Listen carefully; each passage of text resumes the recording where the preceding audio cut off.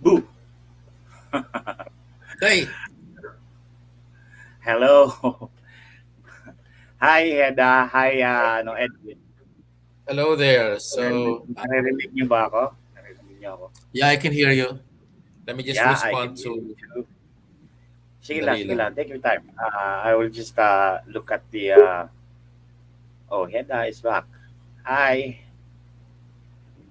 Hi. Can you hear us? Can you hear me? Yes, I can. All right.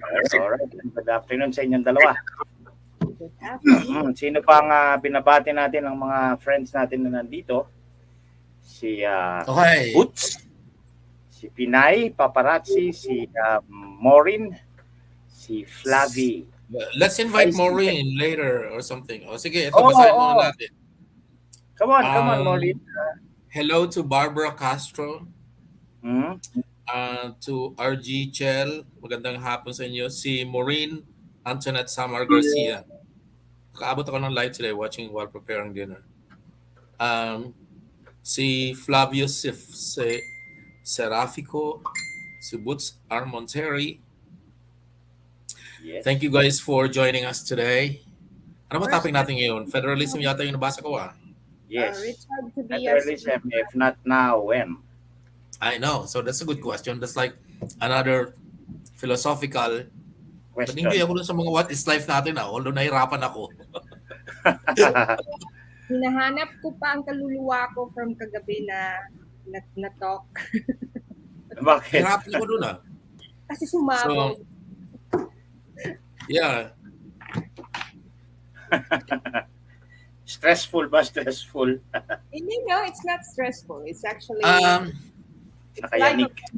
it's life For me, affirming. it's different. I'm not used like this stuff are like totally aliens sa akin. Well, Alam mo every naman, now mga and group then, of debits credits. every So now I'm and not then, we used have to face the to alien. this. Pero binabasa ko, sabi ko, interesting. Sabi ko, eto kako yung mga topics. May kaibigan kasi ako sa Voorhees, New Jersey. And every time magiinuman kami, mga topics namin, mga, what is life? How come our life here in the US is like this? It's always very stressful. Like the world depends on us. Like we are the insurance company of those folks back in the Philippines. And they don't Tama. realize everything that we go through. I mean, so why are we like this? How come we were put into this position? So ito na yung existentialism, Oo, yan yun. which is now, coming into like para mga pieces of the puzzle coming together, yung parang ganon. So Yeah. sabi ko, mukhang dadami na naman yata ang libro ko dito. Oo, kasi yung mga existentialist, they don't write their philosophical books like textbooks or essays. Right. They are novels. Para siyang Yeah. mga story talaga. So it's so interesting to read them. At saka parang a lot of them are into writing talaga. Talagang literature-based. Poets. Yeah. Karamihan sa kanila are novelists, mga ganyan.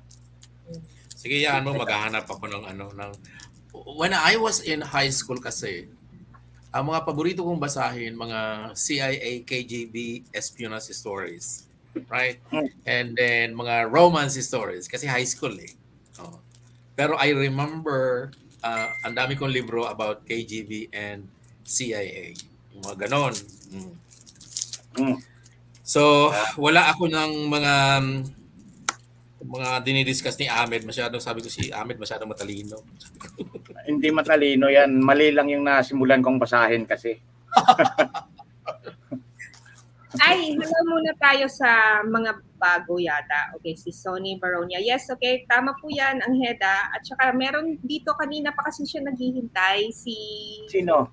Teka lang ha, si Janet sa Porteza. Okay, nung nag-publish tayo nitong Plan to Live. Okay, sabi niya, abangan daw niya. And merong first timer dito, Sino? Teka lang, hanapin ko. Merong nagsabi kanina, first time niya here. Sino po ba yun? Oh, Richard Tobias. So, welcome to Luminous. Hi. Welcome, Richard Tobias. Okay. Pasalamat po kami sa lahat sa inyo kasi po you are here and If hindi nyo pa na-share, kasi hindi ko pa na-share, Subukan nyo i-share. paki-share po ang atin pong live feed today with Mahal na Reyna and Attorney Osam. Yeah. Okay? So, and maybe later you could probably teach me on how to do this, Ahmed. Kasi earlier I did a YouTube live. First time, ako, hindi ko alam. Just, sukat hindi Turuan kasi kita, ito turuan tinuro kita. sa MBA ko. Turuan kita, Hindi ito turuan na- kita. Yeah. So anyway, let's go to our topic for today. Yes. Go.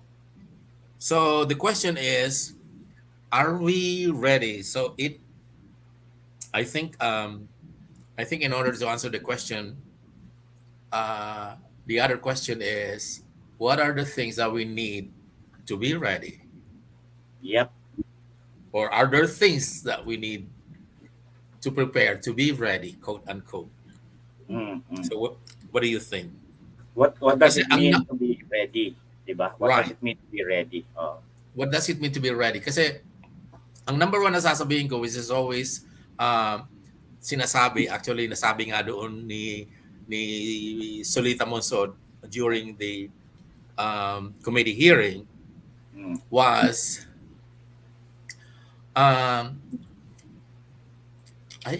federal, ano pala yun, foreign direct investments, mali yun.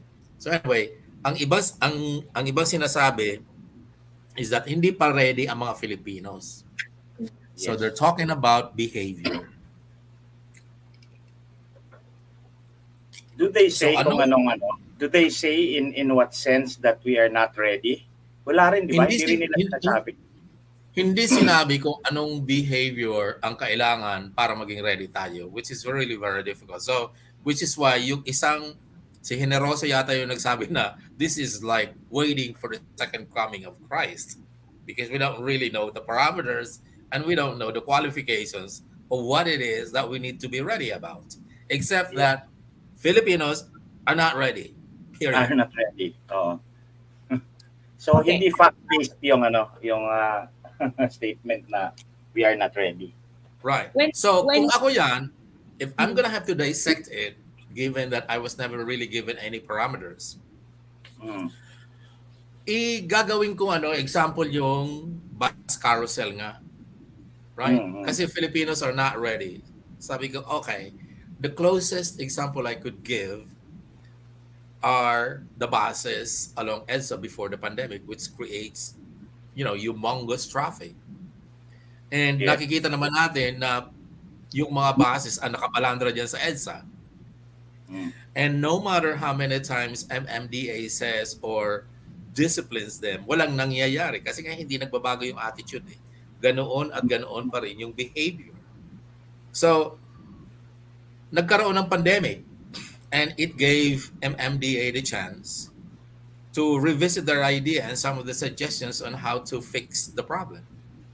And one of it was instituting a system. And so that was what happened. They put together a bus carousel system. And then they created a specific bus lane just for them. And then after that, hindi man na-solve yung traffic, but at least the traffic is moving and it's a lot better now from before. And then it changed the attitudes of the bus drivers. So isn't that a very close, example to the thinking na it is really the system that changes the behavior? Or what do you think, attorney? Sa tingin ko, this is the topic of in philosophy. There is this study of the philosophy called structuralism. Mostly talks about structures in language, in society, in education. Everything that has a structure in it is discussed there. And one of the discussions there, especially in relation to society, is the relationship between the people in the society and the structure. And alin ang nauuna dyan? Is there a structure that exists before the humans needed it? Or there are humans first, and then they realize that there are things that we can achieve better, faster, and more efficiently if we had some kind of system or structure. So there is therefore the question of which came first, the chicken or the egg, di ba? And ang masasagot ko lang dyan is which one exists. Structure are abstract things, di ba? They are constructs. They are things that exist in human minds. And human beings are material existing things. They are in this world. They are physical. They are mechanical. So I think that whichever exists, susundin natin si John Paul Sartre, existence precedes essence. Meaning, the one that exists first is the one that came first and probably produced the next the next issue, which is the structure, diba? So the argument then now is that nandiyan na yung mga tao eh, and if it is their behaviors that are needed to be changed, then let them make the structure for that change to happen, diba? And that is I think how we should put it forward, na tayo lang din naman nagagawa ng structure eh. Bakit di nga natin gawin yan ngayon? Ulitin mo nga yung sinabi mo, existence exists first, therefore something. Ang sabi ni John Paul Sartre, yung kahapon yung diniscuss natin, yung boyfriend ni Simone de Beauvoir, sabi niya, existence precedes essence. First, there is something that exists, and then its meaning follows after that. So meaning does not exist before the subject or the object that the meaning attaches to. So ibig sabihin, in between the two, the human being and the structure, what physically exists is the human being. The structure is a construct that exists in the mind of the human being. So without the human being, there is no structure. Kasi hindi niya maiisip yun eh. Diba? It's Yes, really nice of you to be discussing all of these philosophical ideas or theories, because now it makes sense to me why, for example, why a system is needed to change that behavior. Because I kind of like what do you call this? Para akong naghahanap ng something to sort of prove my conclusion. Because para ba akong unsure of, is this really gonna work or something? So I needed some foundation to tell me that, hey, you know what? There's already a study on this, or there's already some research done by this, by I don't know, some like what exactly what you said, that could describe the theory behind it. So I have more appreciation now of what's needed to be done. Yes. Well, I'm glad, because philosophy really permeates everything, and all our theories of law, of constitution, of government, of systems of government are really produced by philosophy, and philosophers started thinking all of these things in time long ago. But now it helps us to see how they came up with all these systems by going back and looking at how the process that they went into to produce all of these things. And in this case, structure was created by human beings because there was a need for it.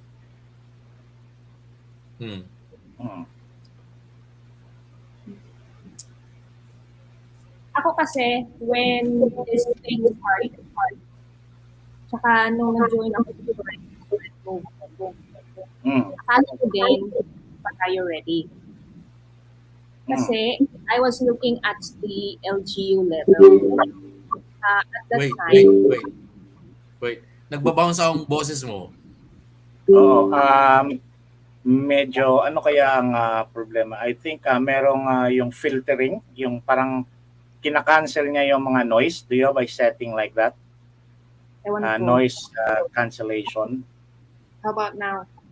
Yan. That's better. Yan, okay na. I think my was open also. Okay, so at that time, I think VP Sara Duterte was also saying na the LGUs were not ready at that time. That was like 6 years ago. And okay, from my point of view, ang reason ko bakit I thought okay, na hindi ready tayo sa federalism at that time. Di ba kasi pag federalism, so like Iloilo, for instance, so we will become the state of Iloilo.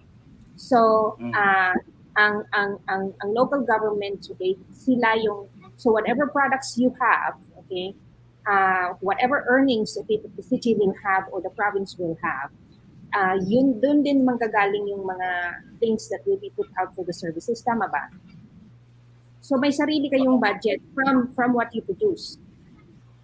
So kung meron kayong agricultural product, but yes, definitely there will be other things like services you yes, can offer to their states, ganyan.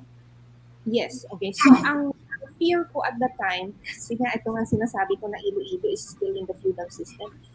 So ang fear at that time was that it will empower even more ang mga dynasties that have always been the powers that be okay in my province, in my city at that time.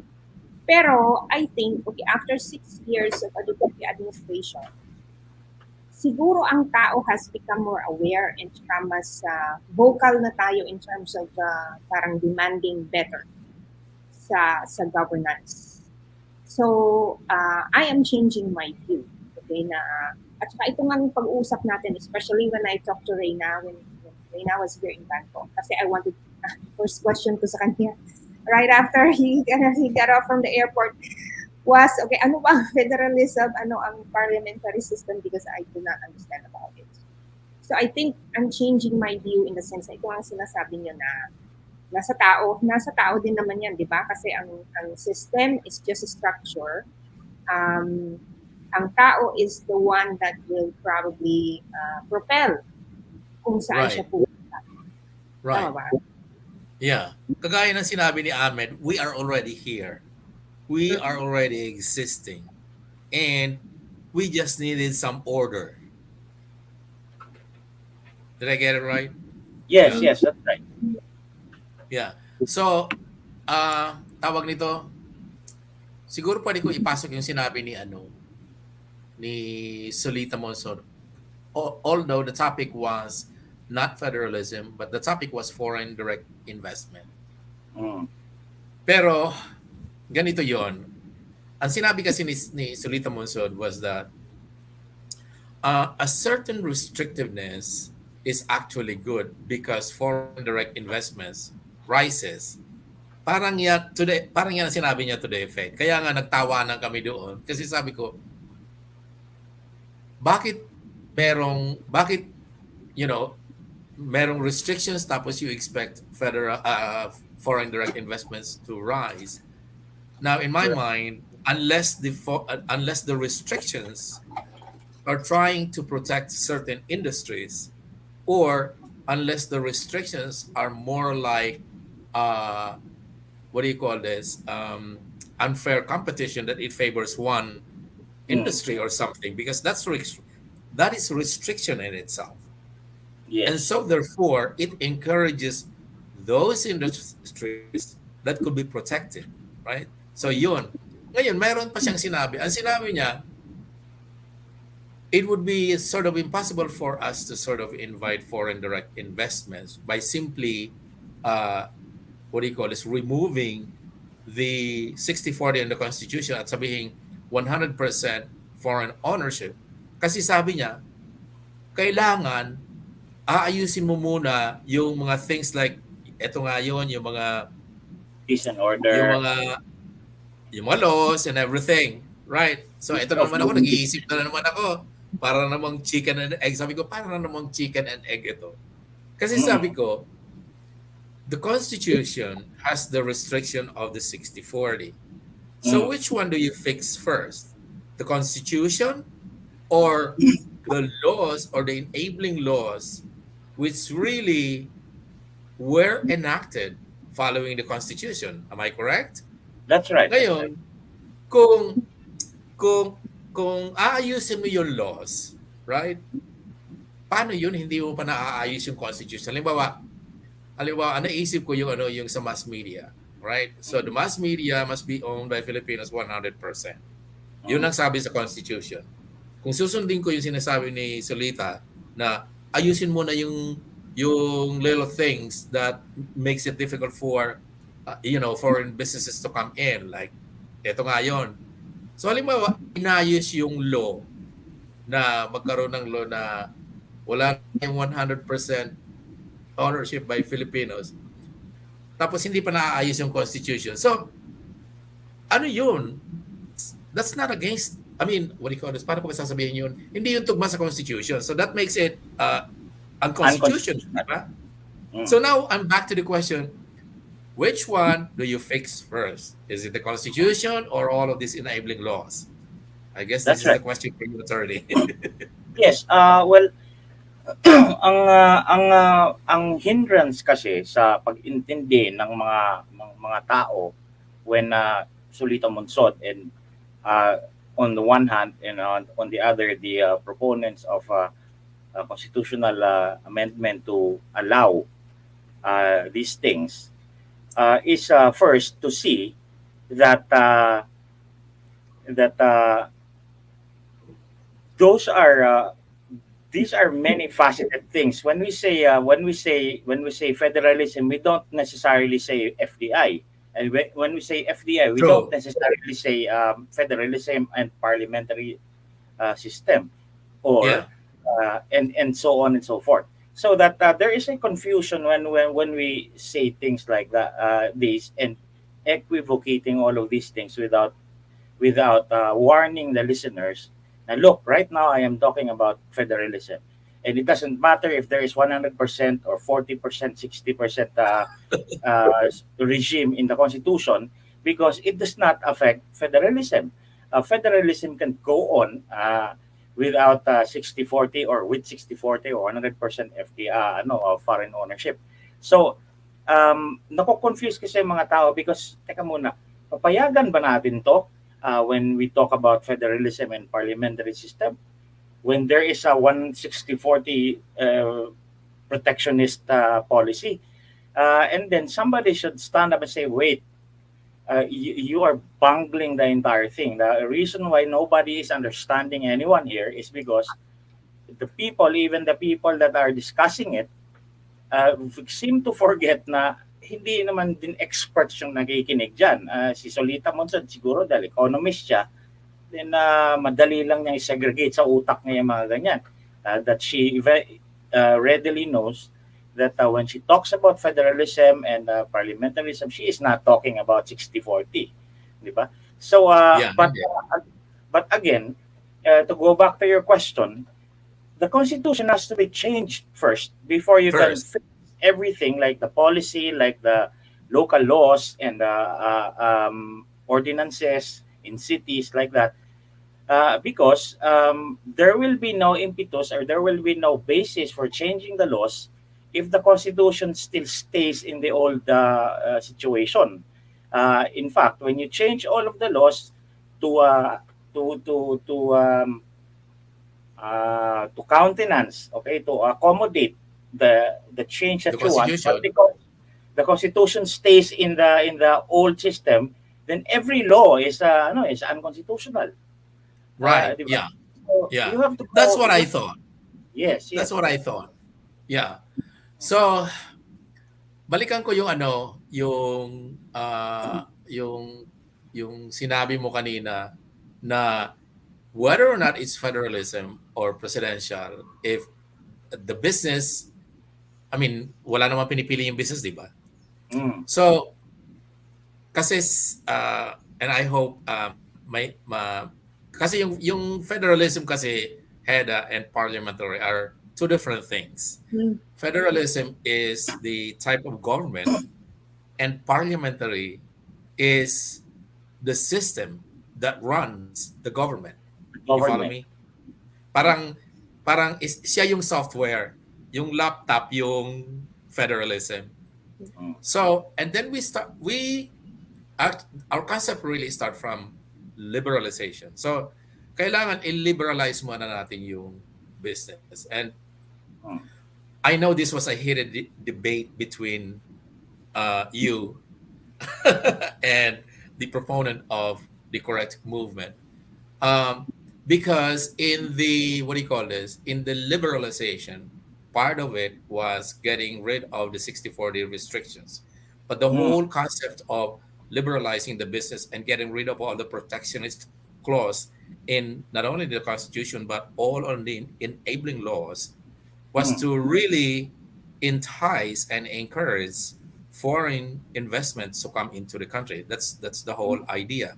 And Yeah. so if you have that many foreign investors in the country operating here in the country, then it would create, under normal circumstances, it would create competition, and with that competition, it would create, what do you call this? Or it leads to rising salaries, because now each of these businesses would be competing for human resources, right? So that's the Mm. whole idea. So when you have all of these businesses coming into the country, the next uh, thought was to, what do you call this? To be able to spread this to the entire archipelago, or to the entire islands of the Philippines, right? So you have liberalization and the foreigners are coming in. The next thought is to make sure that the entire country is benefiting from the liberalization. And the only way to deliver these benefits is through federalism. Because in Yeah. federalism, now you are creating federated states. When you have federated states, for example, state of Bicol or state of Western Visayas, diba? Is Iloilo. Yeah. So Yes. if you have the state of Western Visayas, you now create your own governing body, which is not really independent from the federal republic. So you have the state of Western Visayas, you have Mm. your own Senate, you have your own Congress, your Mm. House of Representatives from there, and then you operate your ministries or departments. You have your Department of Commerce. It's really up to you to run your economy. You have Mm. your Department of Education. It's really up to you to run your Department of Education. Your DSWD, your Department of Agrarian Reforms and everything. So you are running all of this independent from, let's say, state of Bicol. Wala kaming pakialam sa Department of Agriculture ninyo. Wala kaming Mm. pakialam sa Department of Education ninyo. Meron din kaming Department of Education here. But the overall umbrella would be the federal government. And the federal government would be in charge of, like, the foreign affairs, the armed forces, and all of these things. Yun ang second concept doon, right? Mm. Now, to make this work, to make the federal government work in such a way that it would be efficient for the whole nation, we are proposing the parliamentary system. So this is now like the software that runs the laptop. Mm. Mm. I don't know kung tama yung example Tama, ko. tama, tama, tama siya. So in that parliamentary system, naandito na yung concept ng mga majority party, the concept of the coalition party, the concept of the question hour, the concept of vote of no confidence, and all of those. So eto na yung parliamentary system. And I wanted to point that out because a lot of the people are thinking na pag sinabi mong parliamentary, government yun. No, that's not a government. The government is the, what do you call this, the federal system. Because hindi pa kasi masyadong alam ng tao. Parati kasi namin sinasabi na federal parliamentary, and in their mind yun yung gobyerno. So no, federal is different from parliamentary, because you could have federal and then republic type, which is Yeah. what the United States have. Mm. Yeah. Right. Okay. Another way of explaining that is yung ano, yung federalism is an idea, or the structure at looking at the state. Okay, what kind of state is this? What kind of of a body politic is this?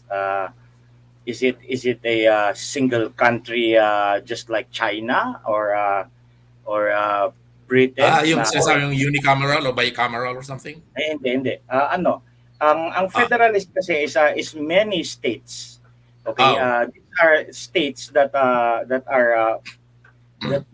confederated, di ba? That they come together and Yeah. they join and agreed to be ruled by a federal, an umbrella government, a system. So when we say federalism, we understand it to mean anong klaseng estado yan? Is it a single state like the Philippines, or is it a state of many states? Yan yung It is a, federalism. yan yung State federalism. of It is a many state states. of many states. Yes. Kasi So, hindi ko nabasa or nabasa ko ba yung may draft na kasi noon eh. Kaya lang nung nabasa ko, parang ang draft is Federal Republic. And in that draft, sinundan yung kasi okay na yung setup natin eh. Yung setup natin currently with all the provinces, I mean not the provinces, the regions by the way, is already a state by itself. yeah, parang federalist na rin siya. Kung titingnan mo Oo, yung local kasi government. Kasi if you look at these regions, I mean, a lot of these regions are completely different. Like, I mean, iba-iba eh. Especially pag tinignan niyo mo yung mga regions doon sa Mindanao, they have sort of specific personalities and specific characteristics. And hindi mo masasabing pare-parehas yung mga regions eh. So, iba-iba talaga, which is, I mean, if you ask me, which is really good to have a federal system, because now you're trying to respect and recognize the culture of these regions. Kasi right now, we are under one nation and everything is like, basta isa lang tayo. Yes. One size I fits can all. also, that's right. So when there's talk about federalism, it is easier to tell them, just imagine what kind of state are we talking about? Are we talking about a single state or a many state? Yun lang yun. And then when we talk about parliamentary system, it means kasi ang ating ganitong sistema natin dito ngayon is meron tayong executive and meron tayong legislative and judiciary. Ang parliamentary system, yung kanilang legislature also holds the government. Kasi dito sa Pilipinas, executive ang umahawak ng government. Technically speaking, when we say government, it strictly refers to the executive body, because that is the body that implements the government, okay, that runs the government, the executive. So it's a parliamentary system. The legislature and the party of the dominant party in the legislature is also the one running the government through the prime minister. Diba? So, Yes. ganun yan. Hindi na siya, wala nang extra body like the executive, which is separate from the legislature, and the goings on in the legislature ay ibang-iba sa executive body. Dito, sa parliamentary, almost mag-isa na lang yan. Magkaisa sila yung legislature at saka executive. Magkasama sila. That's right. So, mabilis yung galaw. Mabilis ang galaw. Right. Hedda? May naintindihan ko ang concern about the foreign ownership. Nag-echo talaga, no? Nag-e-echo. I-mute mo yung kasi hindi mo naririnig kami, tama, no? You can't hear us kung hindi mo i-on yung How is it now? Ayan, that's better. Okay. So, kasi si Secretary Abella, when he was interviewed recently lang sa 3BF, was also talking about his concern regarding itong foreign ownership. Okay, and I was in the comments section. He was asking me also, dahil ang Thailand has a different percentage of foreign versus local ownership. Pero, okay, majority pa rin ng Thai ownership. So, it's 51%, 49% sa Thailand. Ang concern ko din na nakikita ko, which I believe, okay, Secretary Abella was also kind of concerned about is that iba ngayon sa Pilipinas kahit na nga people are not supposed to people are not supposed to have foreign ownership 100% of companies. Meron pa rin tayong 100% ownership. Especially sa mining companies. Okay, and ito ng Indonesian na sinasabi ni Bobby Biglaw that has accumulated so many companies. Diba? So, yan. That's better. Yung sound. So, yan. Sa Thailand, Go. because of the culture, okay, ang protectionism kasi has a positive side. May positive na side, especially sa Thais, okay, sa Thailand, kasi there will never be a company that is going to monopolize any kind of industry na foreign ang ownership. That's how the culture itself operates. Pwedeng mag-asawa is the owner, okay, pero there will always be a tie-in. Ang mangyayari sa pag 100% ownership, a lot of the money and a lot of the profit is going out of the country. So kahit na tama that it will create competition and it will create more jobs potentially. Ang fear, I think, ng another side of it, okay, and it's not just the opposition, it's also some of our other leaders, okay, who are reasonable. It's a question actually. It's not It's not protestation against the federal system. It's a question of whether we as a people can sustain the sense of yung parang that we will be able to roll out more benefits and advantages to our people and not to have graphics affected out of our country. I think that's the concern. Oh, okay. Hold on. I would like to clarify doon sa heated debate na tinutukoy ni Reyna kanina between Correct and me and JP and Trixie. Ang punto namin doon was not really against the FDI. We were against the proposed amendment by Congress that included full ownership of real estate by foreigners. And that is really so dangerous. And that is one thing that cannot happen because it is not being done anywhere in the world. Na just because of on the basis of a contract of a business, foreigners can own land. Foreigners do own land in many states, like the Philippines, for example, by way of inheritance. Yung nanay at saka tatay ng isang bata ay Pilipino pero naging immigrant sila, and then namatay yung parents niya, doon na siya sa Amerika, so Amerikano na siya. But nung namatay yung parents niya, succession, mapupunta sa kanya yung lupa ng parents niya, and he is a foreigner. But in that situation, the ownership of the foreigner of real estate in the Philippines is very hard to come by. It doesn't happen all the time. Okay? Kasi usually ang ginagawa ng mga foreign na mga Filipino couples or Filipino wife when they marry Americans is they sell their land. Para wala nang hassle na yung anak nilang Amerikano na ay may lupa sa Pilipinas.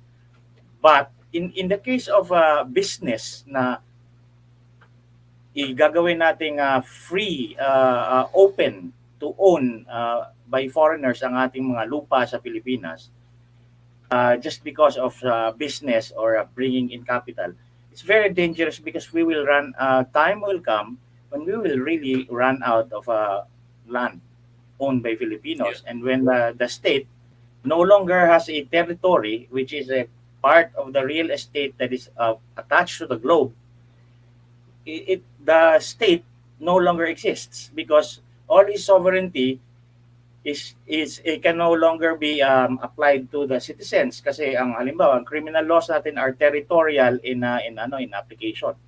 So when you have no territory, your criminal laws are ineffective. Hindi na yan siya wala nang criminal law sa Pilipinas or wala nang criminal law doon sa property ng Amerikano or ng German because those will become their, di ba, hindi na siya Pilipino So ang mangyayari is ang aming suggestion doon is wag niyong gawing ganyan na yung ownership. In fact, they made it so circuitous na pagka hindi mo siya mabantayan ay talagang magkakaroon ng ganong sitwasyon na pupunta dito ang isang Amerikanong businessman, hahanap siya ng pamilya na may cancer yung anak at mag-o-offer siya ng napakalaking pera for his land, and this person will really sell his land because his child has cancer. So, di ba? And if all the or many of the businessmen who will come to invest here are like that, then we will run out of land and no Filipinos own land anymore, which is dangerous. And that's why I can understand that we cannot do that. We cannot allow foreigners to own land. Instead of like renting it out to them for 100 years or used to frack, they can use it but they don't own it. Ganyan. Maraming arrangements naman dyan sa kontrata na between them about the real estate. But hindi sila pwedeng payagan na to own land. Tapos ang susunod naming dalawa lang naman ang objection namin doon eh. Ang pangalawa ay yung mga industries that would have direct impact to the state security or state defense. For example, in the creation of guns and ammunitions, we cannot allow a foreign company to come here and make our guns and our bullets for us, di ba? Here in this country. I mean, we can buy it from them from outside, but if they are here and they're allowed to make guns and bullets, what is to say that sooner or later they will use all of those guns to kill all of us here in this country? And that's one. And second is the operation of nuclear development of nuclear power, for example. That is also dangerous because if these foreigners who come here and develop our nuclear energy has enemies, like if this American company comes here and is enemies with China, and China now suddenly, there is a nuclear station here in the Philippines. Let's bomb the goddamn place. So now we're suddenly dead because the two countries are fighting. So that is one justification why we cannot allow that kind of business to be open to foreigners. And also, lastly, yung media, not educational, media, mass media. Bakit? Because mass media permeates all of our consciousness every single day.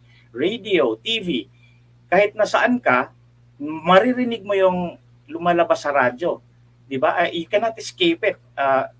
Internet, TV, it invades your life. It's in your house and you can't help but watch TV or hear and see what's going on in TV. And if all that's coming out of your TV or radio is about American propaganda, American advertisements,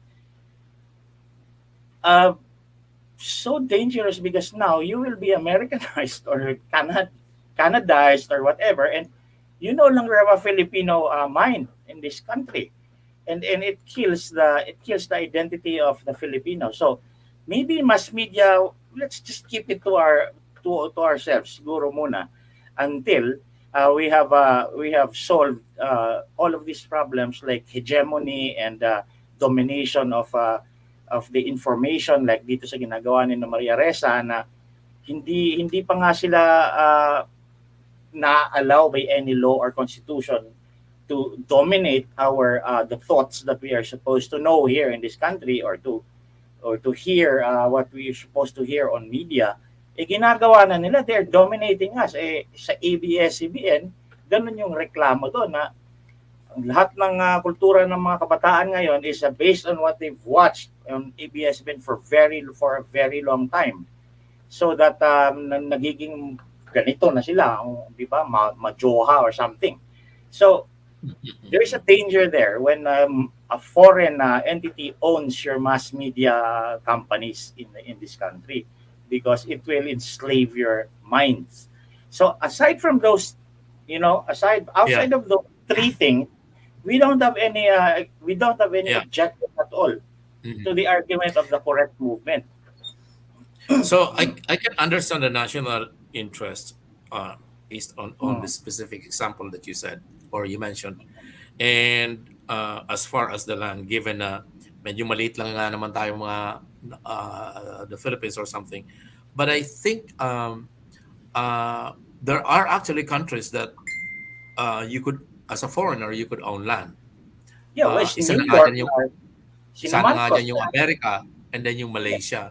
but But there is a control, I think, that is only good for, I think, 50 years, and it reverts to and the it New York reverse. I'm City not sure. government. I'm not exactly I sure. I think that Yeah. there is that in place kasi hindi yan papayagan na hindi na completely owned by a foreigner yung lupa ng Yeah. US. Yung US pa, napakasigurista niyan. Yeah. So let's go back to the mass media. Yes. Kasi and you are on point with your Rappler example because I mean we haven't, or what do you call this? Hindi pa nga na legislate or something, Yeah. and they are already all over us, trying to rule over Yes. our thoughts and our ideas and everything, right? Then again, how would you control mass media when you have some federated states? I mean, halimbawa, meron ka ng federated states. Hmm. Ang iniisip ko kasi doon, is that gonna be ruled upon by the state or by the federal government? Because it seems to me that mass media should now be left with the federal government to decide instead That's of right. federated states. Sa US, ang nagko-control ng kanilang media, yung parang FTC, entity nila is the Federal Trade federal Commission. government. Is It's the the, yeah. federal government. So So it it's the Federal applies Trade. to every state. It applies to every Yes. state. Okay. So a few days ago on Twitter, si Tiglao nag-release ng yung hierarchy nung mga pag-aari na ni Salim. Salim ba yun yung Indonesia? Salim. And did I read na pag-aari ni Salim yung TV5? Yes. Yeah, he's the founder of Manny Pangilinan. So how does that translate to, you know, the 100% ownership of Filipinos for mass media then? That is actually a circumvention of the law, and that is actually, to me, illegal. Yeah, and that is like the PDA of ABS-CBN and other networks that are existing right now. The PDA, yung ano ba yan? Deposits, whatever. Right. So Yung I'm kanilang, not really accusing own. of anything, but is there going to be a congressional investigation on this pretty soon or something? Yes, because Marcoleta is really has really set his eyes on that one. But there you go. I understand what you're saying, that we are already being ruled by foreign hegemonists in this country by way of our mass media. There is already Salim, there is already Umidyar, and other things that are in Rappler, and all these things. And yet, pinag-aaway natin sa ating constitutional change kung i-liberalize natin ang mass media. Para sa akin, So- hindi pa So nga. for me, Hmm. so for me, is it really the Constitution now which is the problem in terms of mass media, or is there or our counterpart of the FTC in the United States is the problem? That is I correct. think I think not- it's our Yeah, it's the our FTC. leaders. It's Yeah. not the institutions. Like for instance, okay, why is Villar allowing, okay, di ba? Why did he enter into the agreement in the first place? He's Filipino, yun nga ang sinasabing protectionism. These things, okay, will never happen in That's Thailand. right. Yeah. These things Yeah. will never happen in Thailand dahil poprotektahan ng Thai, no matter how much money they will get out of it, okay? They will make sure that it's the Thais, okay, who will be, how do you say this, okay, that there will be no foreigner that will have some kind of monopoly or a big ownership of something so that they have control over things. So ang what is heartbreaking for me, I'm really depressed about this sa totoo lang. I am depressed about it sa totoo lang kasi I asked Ahmed this, okay, a few days ago, na why are our people, our leaders, or our wealthy people, the decision makers, why are they allowing it? For instance, okay, ito nga, our country is an agricultural country. Sa Europe, okay, places like France, for instance, ang farmers nila are given so much respect. They have so much land. They're rich. And dahil merong respect for the fact that they are producing food, which is the most basic of needs, okay, of a society, of a whole country. Sa atin, okay, our farmers, okay, are very poor. And okay, meron pang land grabbing by the rich and by the already wealthy. Their farms are made into malls. Their farms are made into, yes, subdivisions. Parang, okay, lalo ako na-depressed kanina kasi I was reading this. Si Thomas Paine, okay, sa Common Sense. meron siyang sinabi kasi dito. Sabi niya, great part of that order which reigns among mankind is not the effect of government.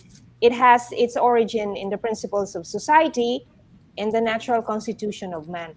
Ang sinasabi nga niya dito is that, okay, traders, farmers, all the people who make up the society are the ones, okay, who are actually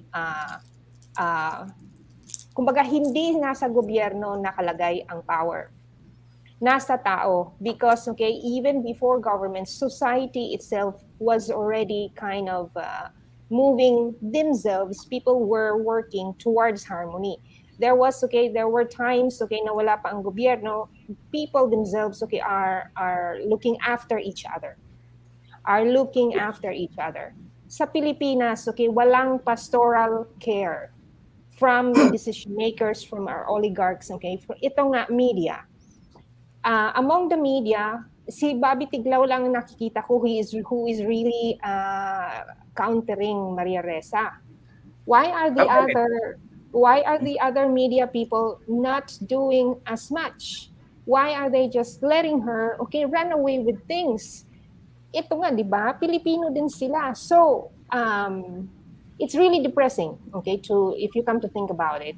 Dahil, that's a very good observation. Yeah. Kasi, it's us, the regular people, who is supposed to be, kumbaga, protected, okay, by this government, because this is supposed to be a government that is supposed to serve the people. But, okay, instead, ang nangyayari sa ating gobyerno is that the ones, a lot of them who are there, sila pa yung nag-i-exploit ng weaknesses, okay, ng weaknesses ng regular citizens instead of doing their job, which is service.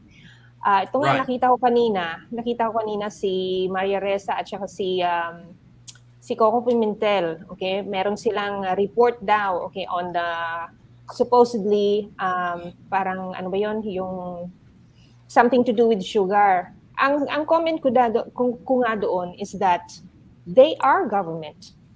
Si Risa and Coco are part of government. But okay, ang kanilang energy is channeled so much more towards, okay, just forwarding the narrative of the opposition. It's just, okay, trying to poke holes into the administration. Walang pastoral care towards the people. So the next 6 years, okay, what we will expect, okay, from the opposition in the government that are supposed to look after the 110 million, not just the 14 million that voted them into office. They are just going to forward their own agenda just to win another election. Okay, so ito nga,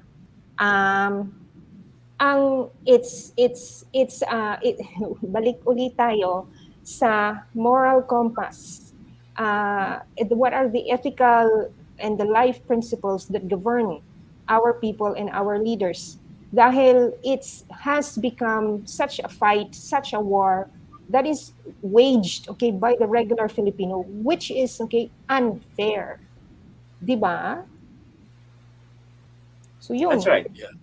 But yun nga, all of these things um, is probably going to happen even if we are already federalist and parliamentary. Uh, because thieves are thieves, you know. But what is good about federal parliamentary is that it's a new start. And when it is a new start, yung mga lumang dynasties, mga lumang trapo na dyan, will now have a different arena to fight in, and even they are not veterans in this arena. They are also newbies here. And therefore, maiiwasan yung corruption na nangyayari ngayon pagka nagsisimula pa lang tayo doon sa FedParl na sistema. Kasi yung mga kurakot, hindi rin sila pamilyar paano kumamada sa sistemang bago eh. So for a time na nagsisimula tayo sa FedParl, medyo walang corruption diyan. Kasi mahihirapan din silang mangurakot eh. Yeah. So, balik tayo dun sa question na how was Villar or how was Saleh able to sort of Circumvent the law. circumvent the law, right? Because this is really circumventing the law. Now, under the federal parliamentary system, there are three ways for this to be unearthed. One is the question hour. No, let's start with the shadow government. Kasi yung merong majority party, di ba? Sila yung gobyerno. And then there's the smaller party or the opposition, and they are the ones that creates the shadow government. Ngayon, pag mass media, under what department ba yan? Mass media, ang mass media is it's not under any department. It's just the broadcast system is under NTC. The press is not regulated by anything at all by the government. But I think this is under the office of the president. No. No, walang regulation. Walang regulation. Walang regulation. So that is the Constitution. No law shall be passed that will abridge freedom of speech, press, and expression. Right. So the press cannot be regulated.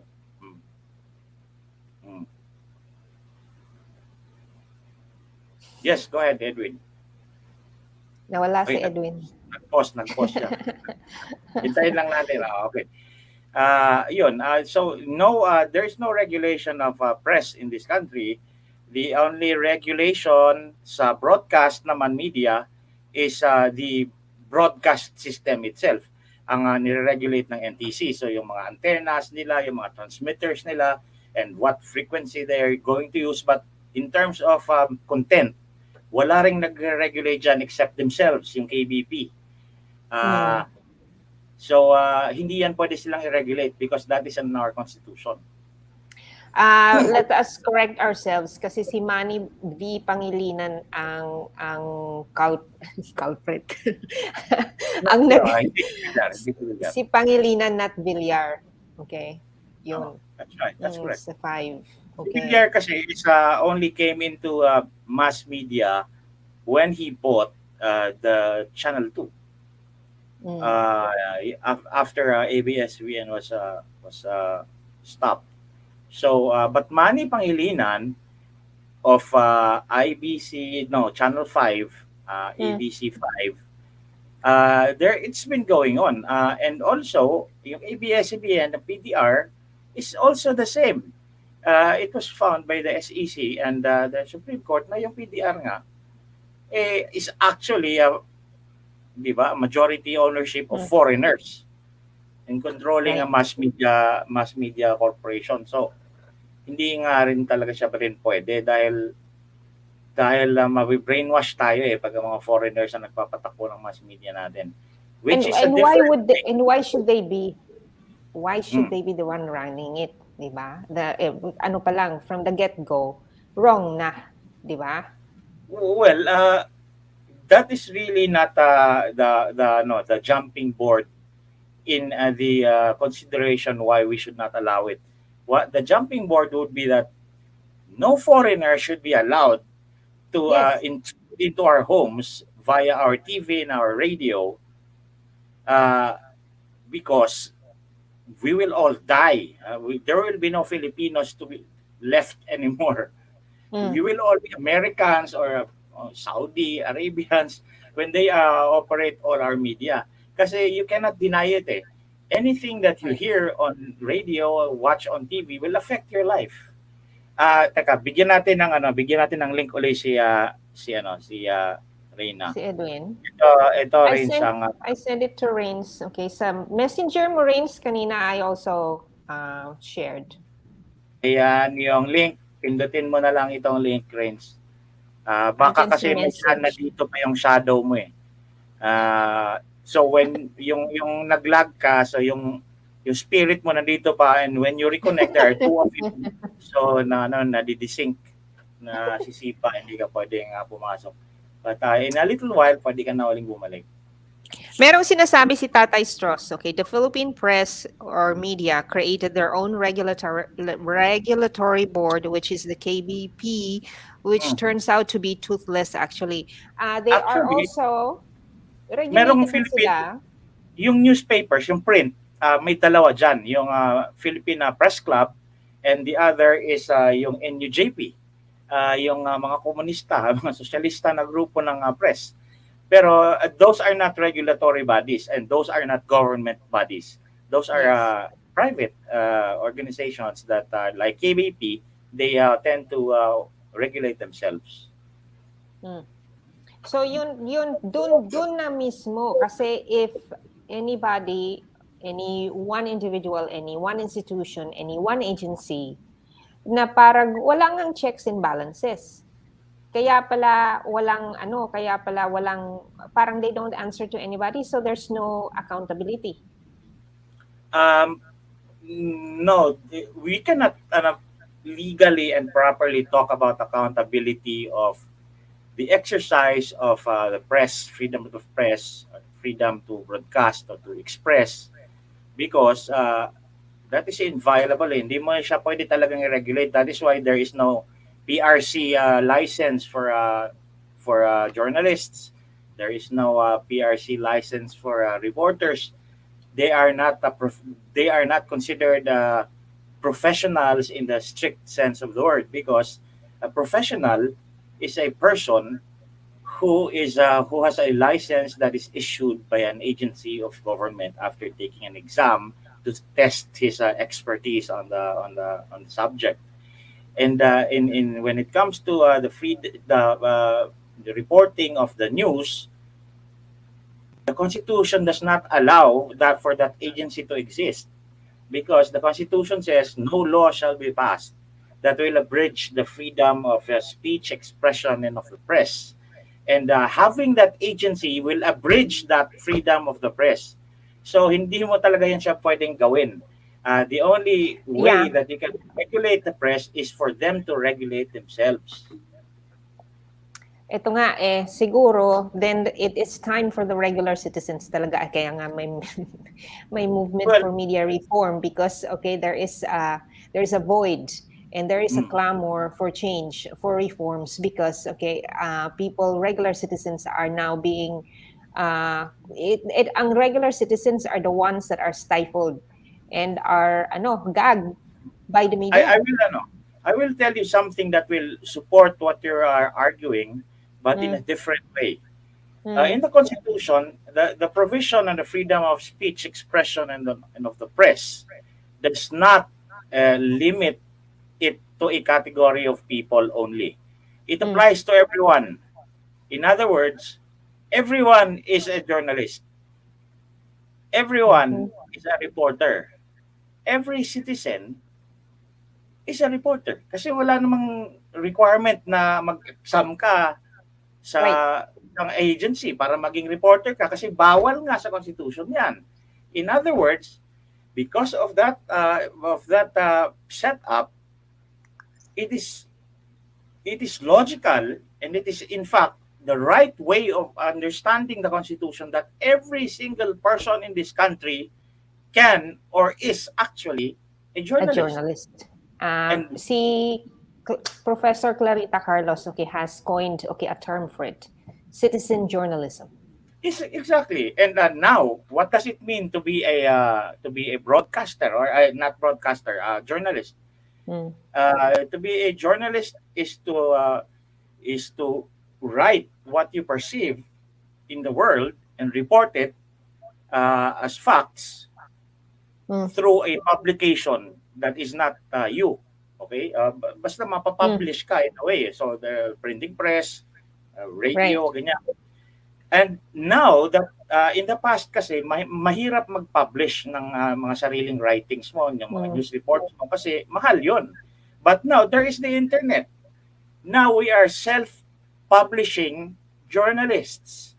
Each Yes. one of us who has access to the internet and can post on social media is a journalist because we are publishing ourselves. So, if we want to control the journalism of this country, it's just really a matter of being journalists ourselves. Yes. Yes. Ganun lang yan. Take active participation talaga. Kaya talagang it will have to become active participation by citizens. Because there is a void. There is a void that needs to be filled, na hindi ginagawa ng mainstream media. And which they cannot do dahil ang platform nila has meron nga silang time, masyadong maraming processes to go through before they can put out ang kanilang content. Whereas citizens can do it with just the flick of a finger. Ayan na si Reyna. Nagloko yung laptop ko. So, actually, ginagamit ko yung cellphone ko. So, Yes, continue. Reigns, ready ka na? hindi pa. Na-miss ko yung usapan ninyo. We It's were alright. just talking about na sabi nga ni Ahmed. So Magbibisyo muna ako, ha? Magbibisyo. Okay. see, ang sabi ni Ahmed, we were talking about, sabi nga ni Ahmed, citizen journalism. Okay. Kasi dahil nga hindi regulated ang ating mainstream media, Okay. which is in our situation, which is in our constitution. The way we should interpret it nga is that everybody has and it seems it's not regulated. It's not, you don't need a license to be a journalist. Then everybody can be a journalist because it is about you publishing something outside of yourself, and putting it out into an audience, something that you have seen, putting it out in the public. Yun, with the advent of social media, the platform has changed. Merong tanong dito kanina, bakit nagagalit yung mainstream media sa mga influencers? Because we are taking space. We are taking up space, that they used to monopolize and that they used to have the only power in. Yeah. Yun. Yeah. It's a fight against integrity. So it is now a fight on as to whether or not who could be trusted by the readers and the listeners. Kasi Right. dati wala silang competition eh. Like what I've been saying before, especially before martial law, where the truth or our truth is the truth that whatever is laid out for us. We cannot question it. We cannot even write to the editors to tell them that they're wrong. They're always right. It's always been that way. But like you said, with the advent of the internet, and we have all of these tools, we can now challenge them. We can now question them. We can now fact check them. And even the fact checkers themselves, we could fact check the fact checkers. And That's right. so in terms of like, regulating the journalists and regulating the bloggers, I think that's going to be a tough area to do right That is now, because we are in a way competing with them, which is in fact self-regulation by itself. I guess so yes, far that's the only way to to regulate them. to exactly, yes. That's right. And that is the way to do it. And Hedda is already on the right track. Right. And this is what we have been saying on Luminous ever since, that we should not be afraid of being fact checked or being called bobo because we did not study journalism and mass media Yeah. and all that, because the Constitution never really mentioned journalists only to have the freedom of the press or the freedom of speech and expression. The Constitution, the provision in the Constitution in these three freedoms applies to every single one of us. Mhm. Yes. Itatag ko kayo mamaya kasi I wrote an article that has all the experts on social media and the advent of social media as a tool, in order to reach people. Kasi nga, 'di ba, may condescension kino-condescend dun ng mass media and the journalists ang mga influencers because they're saying that blogging is cheap because there was a journalist who said so. But we have to empower each other. For instance, ganito. If like what we're doing now, if this is perceived by a certain group of people as having more value ang content, ikumpara sa somebody else who is also right now doing or producing content na mass media man sila or journalist sila, but the people don't perceive their work or their content as valuable. So sino ang pupuntahan ng tao? Yes. Mhm. It's so kumbaga talagang pagandahan ng content, pa-valuable ng content, saan Exactly. ba? O sino ang mas may weight, sino ang mas may meaning, because people are the ones who are going to decide. It's the consumers Exactly. who are going to decide. It's just like having a product, 'di ba? Mhm. Right. Right. So may competition, bahala na ang media, kumbaga to condescend on the bloggers, they can label the bloggers all they want. At saka yes, pero they're the ones who are who have to prove themselves, because ang tao is already complaining na they're not even abiding by their own ethical standards. Mhm. Yeah. Yeah. But ultimately, it is the consumer of the Yes. data and or the information that decides. Mhm. I'll Right. give you a really funny example, right? So last night, right, I saw this picture of Kensington, Philadelphia, and Mm.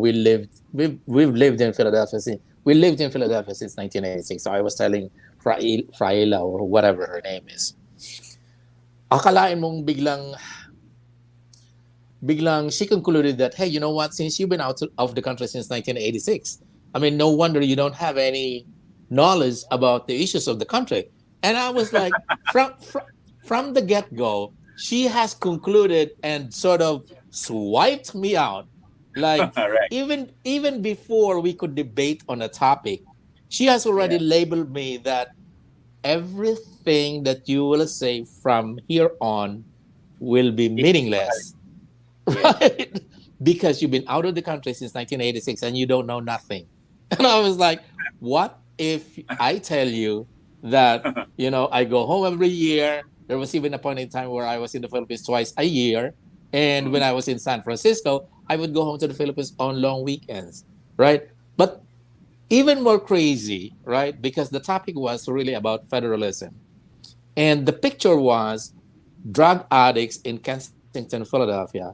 And they make it appear na sabi, talamak ang droga sa bansa. Sabi ko, wait a second. Kensington, Philadelphia is only like a block. Or, I mean, those druggies are just a block or 2 blocks right below the L line or the subway line in Philadelphia. Doon lang sila. And Mm. Kensington doesn't even define the city of Philadelphia itself, because the city of Philadelphia is actually safe. And I said, you guys are copying what Western media have been doing to the Philippines. Because the Yes. Western media would take pictures of squatters in some areas in the metropolitan city, splash it on the papers in New York and Washington, D.C., and then in the end, sino yung biktima? Kami. Kasi people in America would see us na mga dugyot na akala nila nakatira kami sa ilalim ng tulay. So that's why I was pissed seeing those pictures, right? And then here's the thing. It was followed up by another irrational argument. So I was reading all of these irrational and illogical arguments just for them to convince me that federalism is not a good idea for the Philippines. And here's another argument that was laid out. This guy, Aryu Tatsu, whatever his handle is, says that he put out a study that a lot of drug addicts, a very high rate of deaths for drug addicts are coming from government with a federal system of government. And I said, wait a second. So are you telling me that drug lords and drug dealers are looking for a country with a federal type of government, and that's where they will have to sell their stuff? I mean, That's right? I said, sabi ko, yung mga drug dealers, tapos mga drug lords, they're not looking for any type of government. Kay federal system yan, kay parliamentary yan, they're looking for a place kung nasaan yung pera at kung saan sila magkakapera. Right? That's right. And this guy was not even thinking, right? He was trying to convince me that the federal system is bad because eventually it will bring drugs to the country. And this guy was not thinking that, you know what, the drug dealers and drug addicts or whatever, they're looking for money. So basically, the conclusion that I'm getting from here is that on this listing, all of these countries are actually wealthy. That's why the drugs are pouring into these countries, right? Because they're out there trying to make some money. And this is telling me that the problem is on the enforcement, not on the government, but the enforcement of each of the subunits. Kasi federated states, each of the federal states are responsible for police. So it is the police work that has a problem and not the federal government. I was telling the guy, you know what, you are so irrational. Alam mo ginawa, blinak ako, sinuspend ako, blinak ako. Andun sila nagdi-debate, tinitira ako ng tinitira, hindi naman ako makakomment. That's it. That's another problem because now that we are all journalists, not only are we all journalists, we are also all politicians because of the internet, because of social media. We can now pitch in on every issue that we care to pitch in on. And that's a problem because when everybody is a politician, then they should act like politicians. They should allow everyone to say whatever their they piece. would want to say. Yes. Diba? And not block them or not malign them and stuff like that. But we still have to go to develop that in us. Because if we are going to be journalists, citizen reporters, broadcasters, and all that stuff, we should also be responsible for the things that we do as in those capacities. And I admit that the bloggers and those who are operating in social media and the internet still are not as organized as I would like us to be in order for us to have a really respectable competition against the mainstream media. Yeah.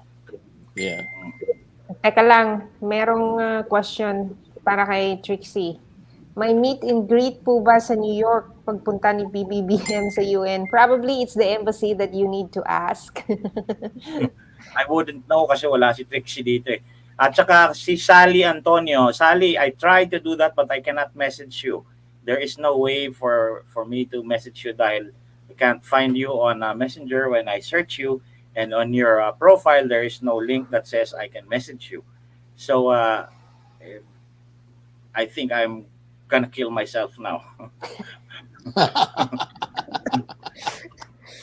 Teka guys, mag-order ako ng dinner. Mag-usap muna kayo. Oh no. We are. Go ahead, Edwin. I think Go ahead. no. I think we've been talking already for the last hour and a We've half. So maybe exhausted. Yes, Okay. yes. Yeah. O sige. So let's rest. Nice. Pero we can continue this conversation anytime we want. This is what's beautiful about this, because we do not have to have a specific target on in one stream, but just an exchange of ideas wherever it Yeah. takes us.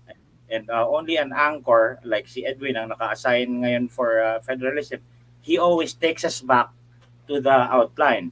And we can continue that nevertheless. And Okay. since mahaba na masyado to, then we can continue on tomorrow On or some other day. day. Yeah. Yes. Okay. So let's Right. do that then.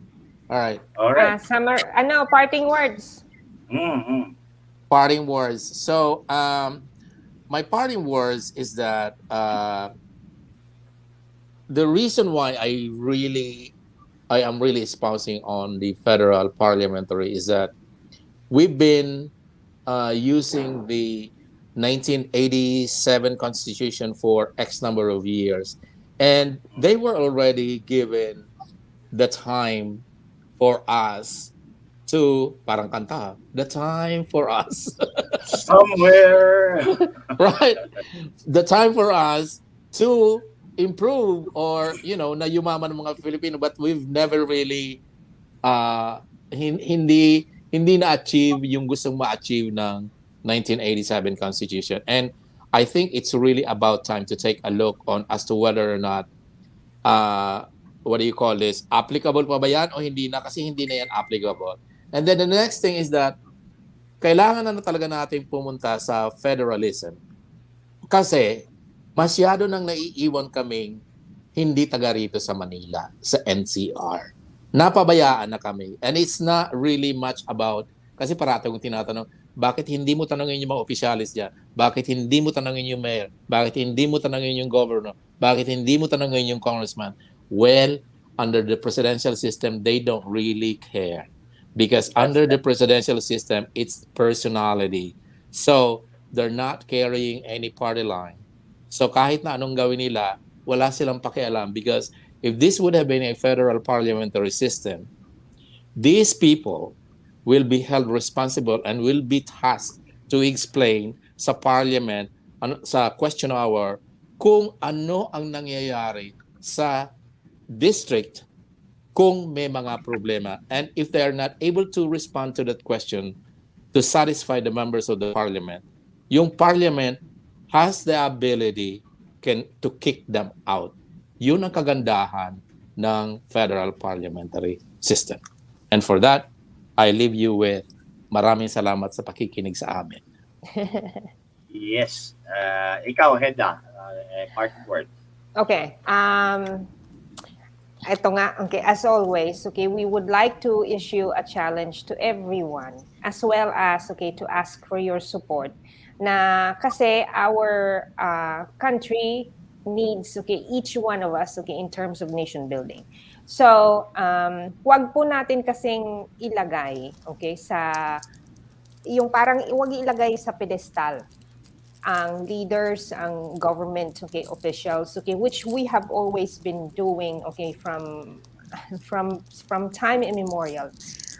When we do that, okay, then we make them beyond reproach, beyond asking them to be accountable for things. So, ang nararapat po is we have to be more mindful, okay, na hindi kumbaga, pumuna tayo, pero at the same time, give support, okay, where it is needed, okay, punain kung ano yung pwedeng punain at saka dapat punain, but at the same time, let's be fair.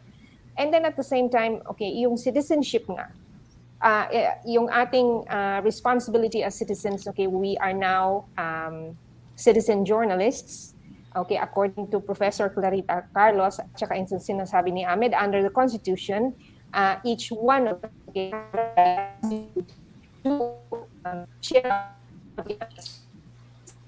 Nagbabounce yung boses mo.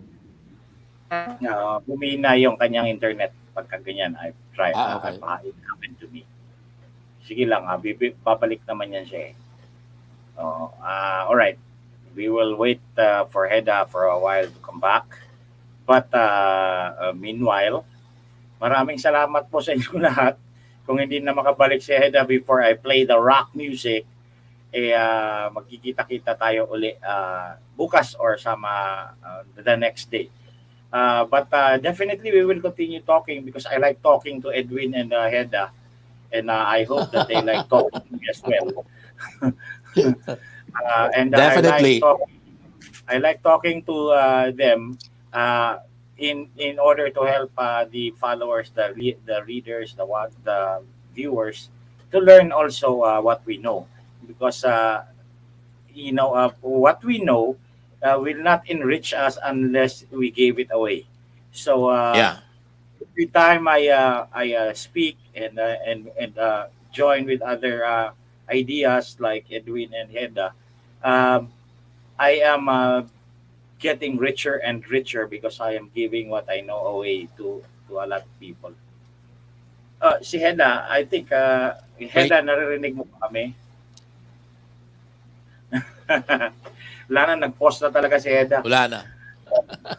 Alright, magpapaalam na kami. Sige.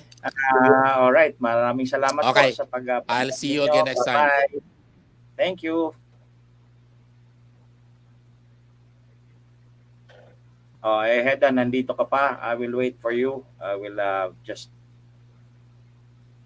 pretend that I cannot find the live rock music. But you're not here.